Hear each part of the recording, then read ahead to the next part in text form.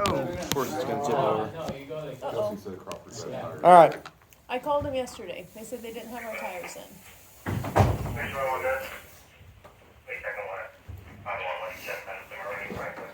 What is this? This is Springfield.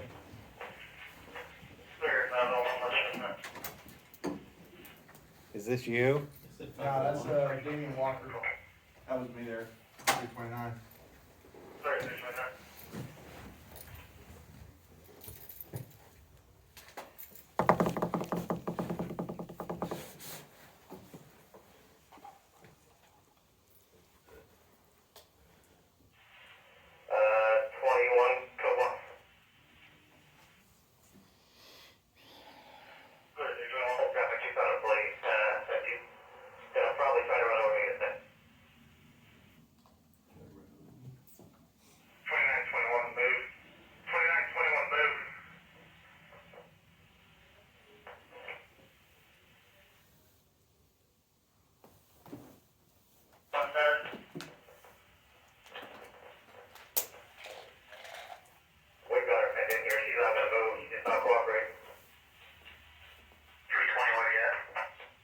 That's the acting sergeant.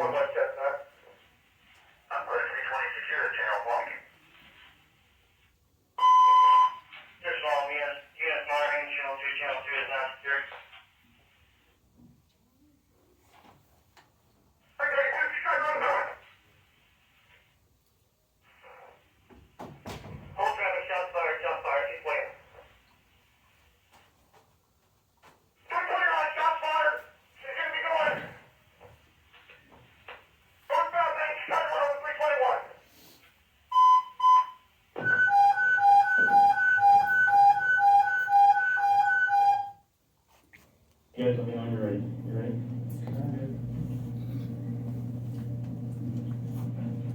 Yep. All right, good afternoon. I'll take this off for the purpose of my briefing. Chief Paul Williams, Springfield Police Department, and I wanted to update you on something that occurred earlier this morning. We've been providing updates throughout the day, but I thought I'd bring everything together and answer any questions you might have. So let me start with 5 o'clock this morning, shortly thereafter, Springfield police officers located a stolen vehicle in the Fast and Friendly parking lot at 501 West Chestnut. The vehicle was occupied by one person, a female driver, and as officers approached the vehicle, a 2012 Maroon Chrysler four-door sedan attempted to contact the driver and recover the vehicle. The driver fled in the vehicle, striking an officer as she drove out of the parking lot. At that time, 3 separate officers fired shots at the vehicle. The vehicle fled northbound on Main and was not located at that time. The officer suffered a minor injury, did not require immediate medical attention. He has since been treated, released, and sent home. At approximately 6:45 this morning, police department received a 911 call saying there was a female with a gunshot wound at 1033 East Commercial Street.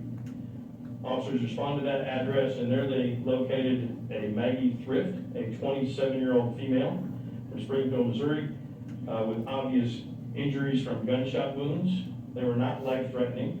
However, she was transported to a local hospital where she's been admitted and undergoing care right now. She was identified as the driver of the vehicle that fled from the officers earlier in the day.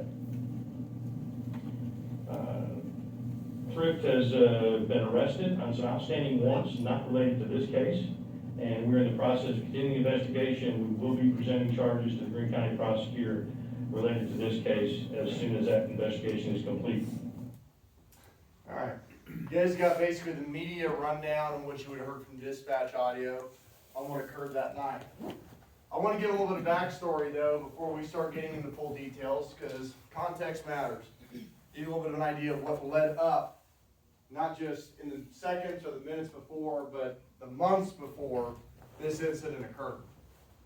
You guys know who this is? Mark Prevey.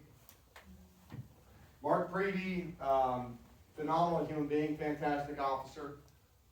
On June 9, 2020, a crazy dude basically went up to Springfield Police Headquarters and peed on the front door. the front lobby staff saw Officer Prevey nearby. He was assigned to the community services section, and they said, hey, there's some dude just taking a leak on the front door. So he goes out to contact the guy. The guy proceeds to get into his vehicle and drive around the lot. Officer Prevey steps out, tries to contact him, and then he proceeds to run over Officer Prevey, saying his goal was to run over a police officer. The guy obviously had mental illness issues. This generated an officer-involved shooting. During the course of that, Officer Prevey was dragged underneath the vehicle. His legs were folded in half, and he was paralyzed from the waist down. Never walked again. And then you have December 12th, less than just a little over 2 weeks before the shooting, Lieutenant Steve Westbrook at the Green County Sheriff's Office, during vehicle pursuit, his patrol car is struck by a vehicle that intentionally swerves at him while he's attempting to deploy a stop stick. During that, he is dragged, thrown from the vehicle, suffers a wide variety of injuries, and will probably never be able to work the road again.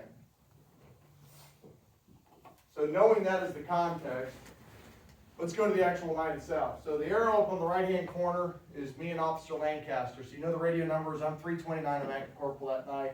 Officer Lancaster's 332. He's the beat 32 driver for third shift overnights. And then 321, who you heard, that's Damian Walker. He's the beat 21 driver.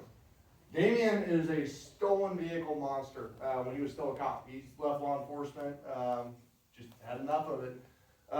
Stolen vehicle monster. He recovered about 100 to 180 stolen vehicles a year with the Springfield Police Department. And on this night, he happens to locate a stolen vehicle down at the 501 West Chestnut, Fast and Friendly there at Chestnut, main lower left-hand corner. I happened to be on the phone with Damian, chatting about something I don't even remember what it was. And Officer Lancaster's next to me as we're getting ready to clear this check while being called for some gal sleeping on a bus stop bench. He says, hey, I think I see that maroon Chrysler 200 that fled from us earlier in the night. I'm like, cool, dude, we'll head over, we'll back you up on it. Is it occupied? Yeah, there's some gal sitting in there. Well, I remember that maroon Chrysler from earlier in the night, and I remember thinking that she's gonna kill someone because we had officers try to initiate a traffic stop. In Springfield, you can't pursue stolen vehicles. So they tried to initiate a traffic stop on it. She took off going westbound on Norton from National. I'm going eastbound on Norton from Grant. And I'm like, well, she's gonna drive right at me, and drive at me she did. She was driving in the opposing lane of traffic directly at my patrol car. I had to hit the curb, hit my lights, and then she corrected over and continued on doing about 89 miles an hour. And I remember thinking, this gal is absolutely insane. She will do anything to get away, even if that includes killing or hurting somebody. So we then drive around westbound and Central, and as I go down, I hear the radio traffic from Officer Walker saying, 321, code 1, hold traffic, she might try and run me over in a second. Odd traffic to hear on the radio, right? Like, how do you know she's gonna run you over in a second?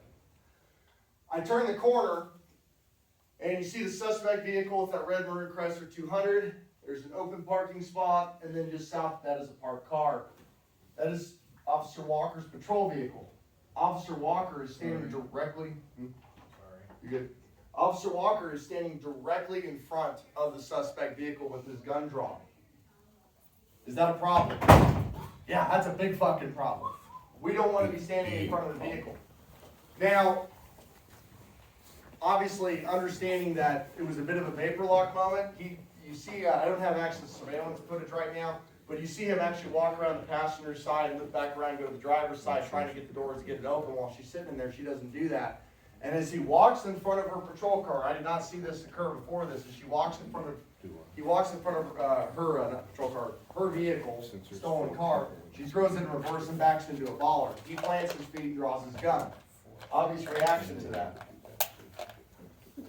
So, why is it an issue and why do we not want to stand in front of cars?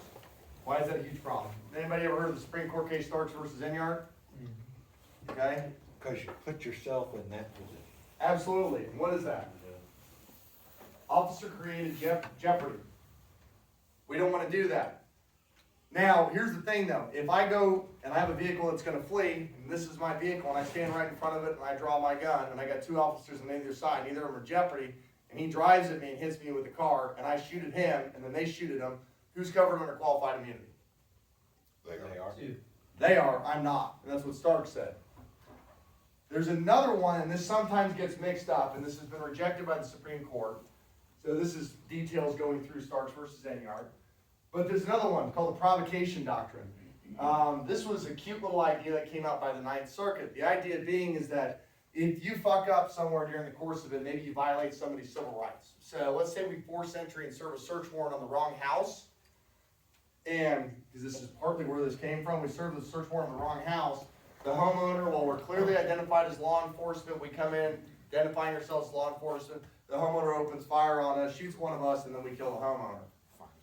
Provocation doctrine said, well, you provoked the confrontation as a result of it, and the initial boo-boo that you made at the front end carries all the way through and makes the actual use of lethal force unjustified. That was rejected. Supreme Court said, no.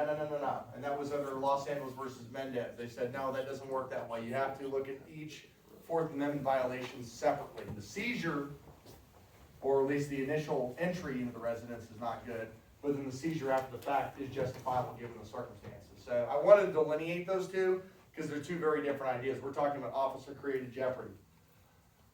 Going back to this, 321 standing in front of the car. You then hear me on the radio say what? 2921 move. 2921 move. I'm wanting to get him out of that vapor lock and get him out to the front of the car. So he moves around to the driver's side of the vehicle, and I take my car, drive it up over a curb, and I boot the front of her car, doing some kind of half-ass version of a vehicle ambush, basically. I'm trying to box her car in so she can't drive out. Knowing my prior knowledge of how she drove earlier in the night, and then her behavior too with the radio traffic that I heard, I was concerned that her flight was going to endanger people. This is at 5 a.m. on a Sunday, I believe it was, or a Monday. So you have what? You have a lot of traffic at this location. We've got, if you've ever been to that gas station, it's homeless people, it's transients, and then you've got people that are just stopping in, leaving from their houses, because it's all subdivisions up north of there, all housing, on their way to and from work. So Officer Lancaster parks his vehicle to the north. I exit the vehicle and challenge her at gunpoint. This is where that mental gaming and understanding the issues. Remember I talked about Lieutenant Westbrook getting dragged, Officer Prevey getting dragged, this sort of thing. I thought to myself, okay, I'm gonna swing open my driver's side door, but am I gonna put a foot out onto the ground while I challenge her at gunpoint, or am I gonna stay completely in the car? I made the decision to stay completely in the car so I didn't get dragged if she decided to ram my vehicle. These are conscious decisions that if you don't do those things and consider them beforehand, luckily we had some, not luckily, unfortunately we had some prior experience where those issues came into play and I'd already thought those things through. I then she's not complying, she starts digging around in the car, she eventually puts her hands up on the steering wheel, she looks straight ahead, puts her head on the steering wheel, rests it there for a second and looks straight up. And I remember having that gut feeling like whatever she's gonna do next is probably not gonna be a very good decision and we're not gonna like the result. I go around passenger side, trying to break up her loop. I start smashing the passenger window with my straight baton because I didn't have a glass breaker on me. Recommend if you have a glass breaker or you don't have one, get one. Highly recommended, it's much more effective.